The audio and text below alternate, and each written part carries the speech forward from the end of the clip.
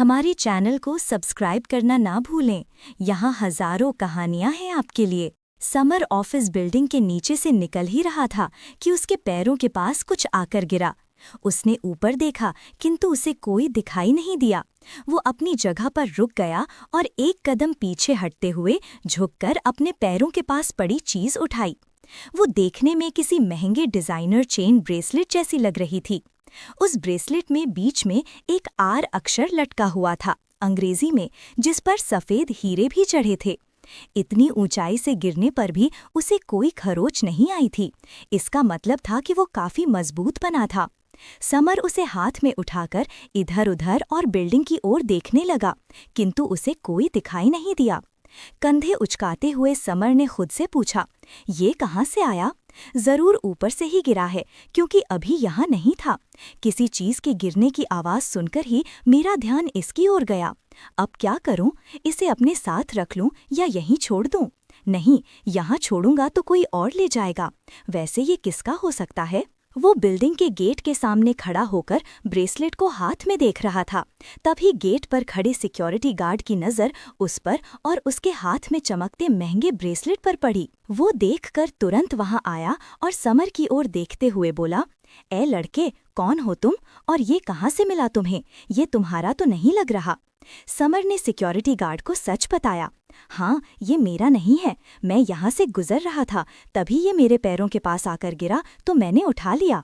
लेकिन तुम इसे पहचानते हो? तुम्हें पता है ये किसका है? समर की बात सुनकर सिक्योरिटी गार्ड ने ऊपर से नीचे तक उसे देखा और फिर आगे बढ़कर कहा, सच बोल रहे हो क्या? समर ने सिर हिलाते हुए जवाब दिया, हाँ बिल्कुल, मैं झूठ क्यों बोलूंगा? मैंने तो कहा ही है कि ये मेरा नहीं है। सिक्योरिटी गार्ड ने हाथ आगे बढ़ाते हुए कहा, ठीक है, तुम्हारा नहीं है तो फिर लाओ, मुझे दे दो, मैं जिसका होगा उसे पहुंचा दूंगा। समर ने कुछ सोचते हुए ब्रेसलेट उसकी ओर बढ़ाया, लेकिन फिर उसे थोड़ा शक हुआ।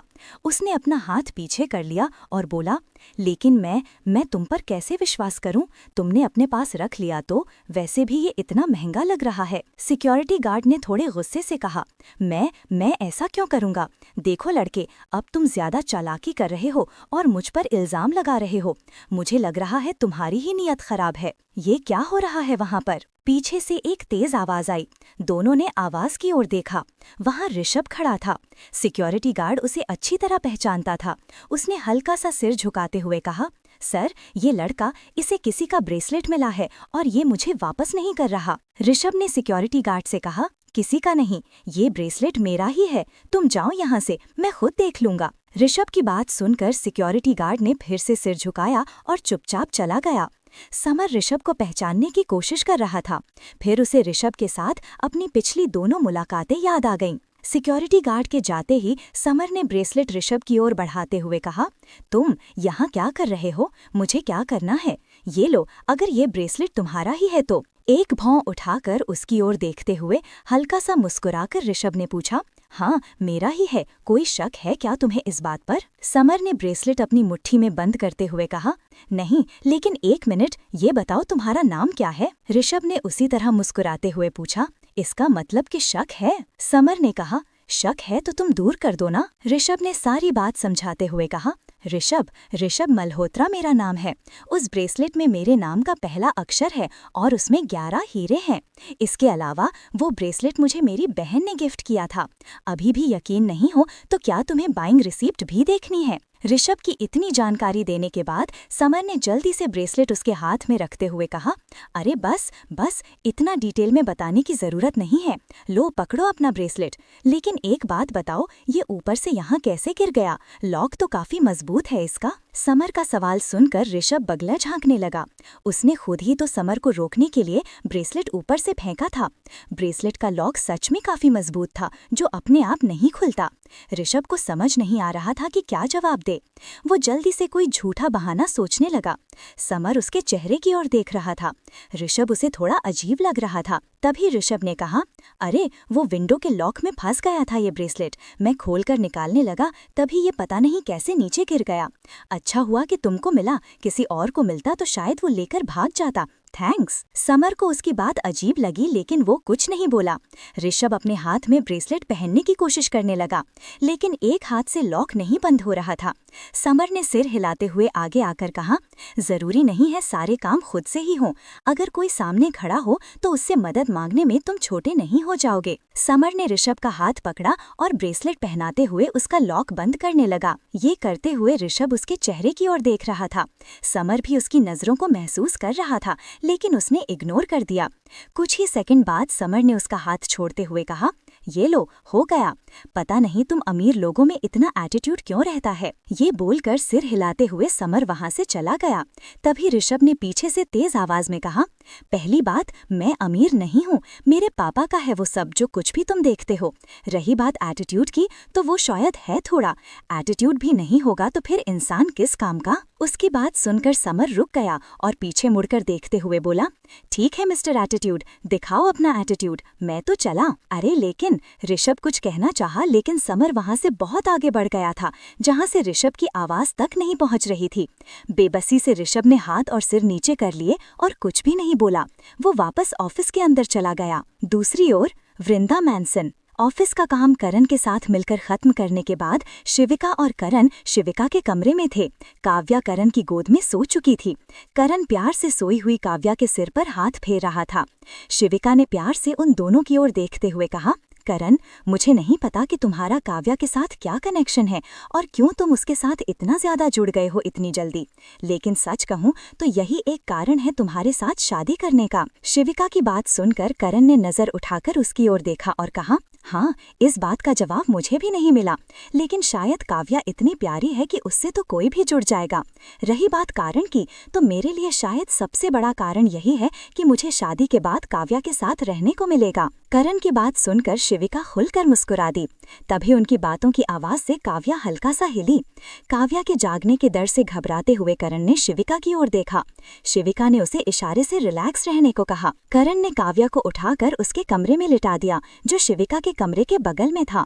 जब वो वापस कमरे में आया तो उसने देखा कि शिविका बिस्तर का सिरहाना और साइड टेबल पकड़कर एक पैर पर खड़े होने की कोशिश कर रही थी, किंतु आगे नहीं बढ़ पा रही थी। दरवाजे से अंदर आते हुए करण ने शिविका को इस तरह देखते हुए पूछा, क्या हुआ तुम्हें, फिर से क्यों खड़ी हो गई तुम, काव्या के कमरे में जाना है क्या? शिविका ने थोड़ा शर्मिंदा होते हुए जवाब दिया, नहीं, मुझे वॉशरूम जाना है, इसीलिए खड़ी तो होना ही पड़ेगा ना।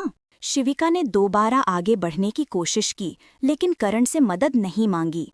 करण थोड़ा दूर खड़ा होकर उसे स्ट्रगल करते हुए देख रहा था।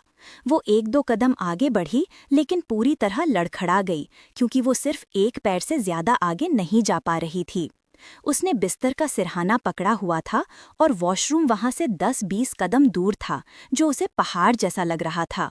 दीवार का सहारा ले शिविका गिरने से बच गई, लेकिन आगे नहीं बढ़ पाई। उसने नजर उठाकर करण की ओर देखा, जो सवालिया नजरों से उसकी ओर देख रहा था। उसे इस तरह देखते हुए पाकर शिविका को थोड़ा गुस्सा आया और वो गुस्से में बोली, वहां खड़े होकर देख रहे हो, लेकिन आगे आकर जरा सी मदद नहीं कर सकते? करण ने जवाब दिया, हाँ, तो तुम भी मदद के लिए बोल सकती हो, इस तरह खुद ही चलकर जाने की जरूरत नहीं है, लेकिन तुम तो इंडिपेंडेंट लड़की हो ना, तो मुझे लगा कि कहीं खुद से मदद करूं तो फिर डांट सुननी पड़े, लेकिन वो तो फिर भी सुननी पड़ गई। शिविका थोड़ी शर्मिंदा हो गई, क्योंकि उसने करण को डांटा था, जबकि उसने भी मदद के लिए नहीं बोला था। करण आगे आया और शिविका को अपनी गोद में उठाकर वॉशरूम की ओर ले गया। शिविका कुछ नहीं बोली और एकटक उसकी ओर देखती रही। क्रमशः हमारे चैनल को सब्सक्राइब करना न भूलें, यहाँ हजारों कहानियां हैं आपके लिए। शिविका ने स्वयं ही उसे मदद के लिए कहा था, इसलिए वो कुछ नहीं बोल पाई। हाँ, उसके कहने का मतलब ये नहीं था कि करण उसे गोद में उठा ले, लेकिन उसे लगा कि वो उसे आकर सहारा देकर वॉशरूम तक पहुंचा सकता है, किंतु उसने उसे तुरंत गोद में उठा लिया। इस पर शिविका कुछ नहीं बोली, क्योंकि उसे तुरंत वॉशरूम जाना था। करण उसे वॉशरूम तक ले गया। उसने एक हाथ से शिविका को संभाला और दूसरे हाथ से वॉशरूम का गेट खोला। उसे अंदर ले जाकर धीरे से फर्श पर खड़ा करते हुए बोला, ये लो, मैं यहाँ बाहर हूँ, बैठ जाओ, पैर पर ज्यादा जोर मत डालना। शिविका ने आज्ञाकारी बच्चे की तरह सिर हिलाया। करण वॉशरूम का दरवाजा बंद करके बाहर निकल गया। कुछ देर बाद उसने दरवाजे पर खटखटाया और पूछा, हो गया, वापस लेकर चलूं? शिविका ने इतना ही कहा और वॉशरूम का दरवाजा खुल गया। शिविका दीवार और वॉश बेसिन का सहारा लेकर दरवाजे तक आई और बोली, मुझे गोद में उठाने की जरूरत नहीं है, हाथ पकड़ लो, बस इतनी मदद काफी है। करण थोड़ा असहज होते हुए बोला, अरे लेकिन मुझे लगा ये आसान होगा तुम्हारे लिए, और तुम दरवाजे तक कैसे आई? शिविका ने अपने पैरों की ओर इशारा करते हुए कहा, एक पैर पर चलकर आई हूँ। करण ने उसके पैर की ओर देखा। बैंडेज वाला पैर हवा में था। उसने उसका हाथ उठाकर अपने कंधे पर रखा और उसे सहारा देते हुए वॉशरूम से बेड तक ले आया। उसे लगा कि उसे गोद में उठाकर शायद उसने शिविका को असहज महसूस कराया होगा, लेकिन उस वक्त उसने इस बारे में ज्यादा नहीं सोचा था।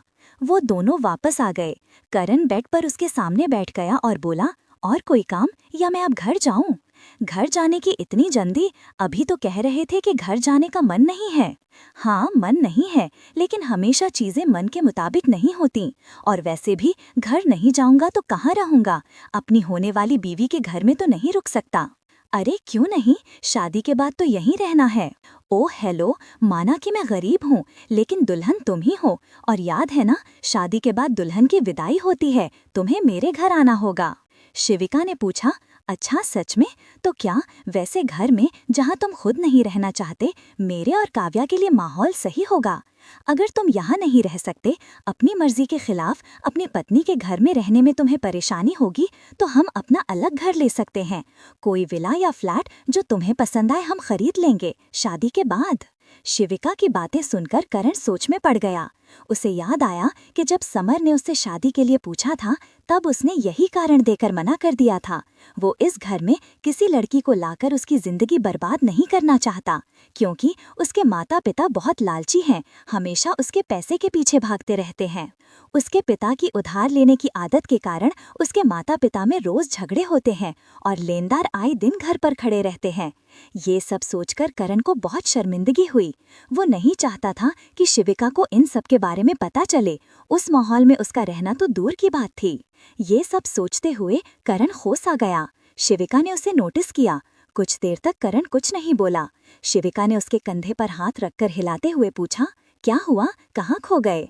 नहीं, कुछ नहीं, बस यही सोच रहा हूँ। सॉरी, मुझे ये नहीं बोलना चाहिए था। तुम सच में मेरे साथ उस घर में रहना पसंद नहीं करोगी। मुझे लगता है मैं तुम्हारे लायक नहीं हूँ। तुम्हारी जिंदगी पहले ही इतनी अच्छी है, सब कुछ है तुम्हारे पास। क्यों ये शादी? मुझे लगता है तुम्हें मुझसे शादी नहीं करनी चाहिए शिविका। आई एम सॉरी करण, अगर तुम्हें बुरा लगा हो, लेकिन मैंने वो बात इस तरह से नहीं कही। जो कुछ तुमने कहा था उसी हिसाब से मैंने तुम्हें याद दिलाया। और तुम्हारे घर में रहने की बात, तो इसके बारे में अभी तक हमने कुछ नहीं सोचा था। अगर शादी के बाद जरूरी होगा तो नहीं, ऐसा कुछ जरूरी नहीं है। वहाँ जाकर मैं तुम्हारी और काव्या की फिक्र को लेकर रिस्क नहीं ले सकता।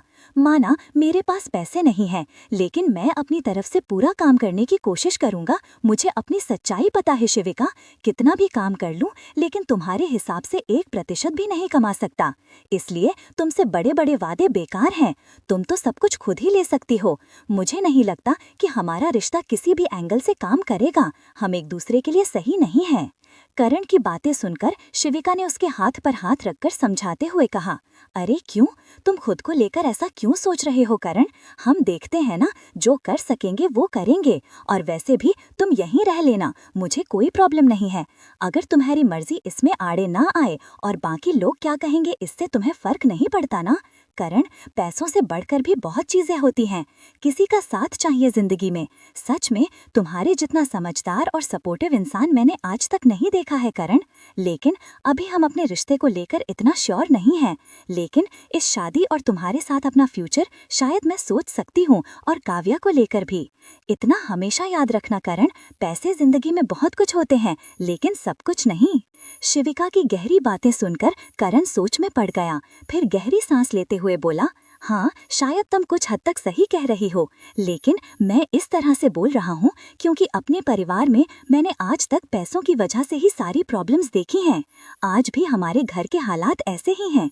मुझे लगता है सबकी वजह पैसे ही हैं, पैसों की कमी। जो भी पैसे मेरे पापा ने उधार लिए हैं, उसकी वजह से हमारी जिंदगी में इतनी प्रॉब्लम है। मैं और समर दोनों ही पूरी कोशिश कर रहे हैं, लेकिन ज्यादा कुछ नहीं कर पाते। डोंट वरी, सब ठीक हो जाएगा। हमारी शादी होते ही तुम्हारा सबसे बड़ा कर्ज कंपनी का लोन माफ हो जाएगा और बाकी उधार जो भी तुम्हारे पापा ने लिया है वो भी मैं चुका दूंगी। तुम इतना मत सोचो। लेकिन तुम मेरे लिए ये सब क्यों करोगी शिविका? ये तुम्हारे पैसे हैं और वैसे भी तुम्हें क्या लगता है मैं तुम्हारे पैसे लेकर अपने घर की सारी प्रॉब्लम सॉल्व करूंगा? इसीलिए मैं तुमसे इस बारे में नहीं बता रहा था। तुम्हारे पूछने के बाद भी मुझे पता था तुम जरूर ऐसा ऑफर करोगी। अरे नहीं, मैं तो बस हेल्प के लिए बोल रही थी। बाकी तुम्हें नहीं लेना है। खुद ही सब कुछ ठीक करके हीरो बनना है तो कोई बात नहीं, मैं ही साइड हो जाऊंगी।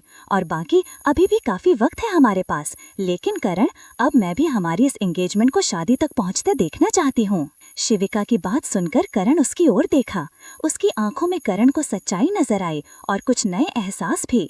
लेकिन करण को समझ नहीं आया कि वो कैसे रिएक्ट करे और क्या बोले।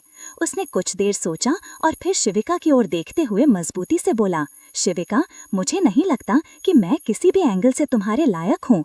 तुम्हें तो कोई अमीर और अच्छे परिवार का लड़का मिल जाएगा जो शायद तुम्हें दुनिया की वो सारी खुशियाँ दे पाए जो शायद मैं कभी नहीं दे सकता।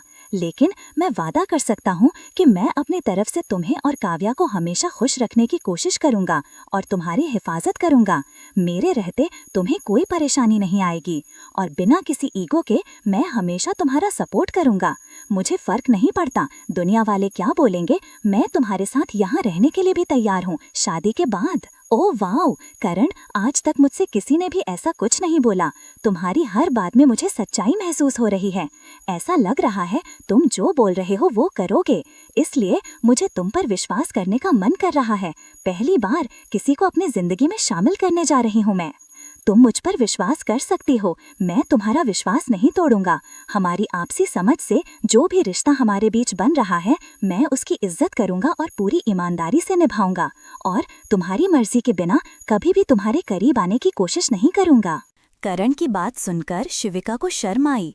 उसने इस टॉपिक पर अभी बात नहीं सोची थी क्योंकि उनकी शादी में अभी 4 महीने का वक्त है।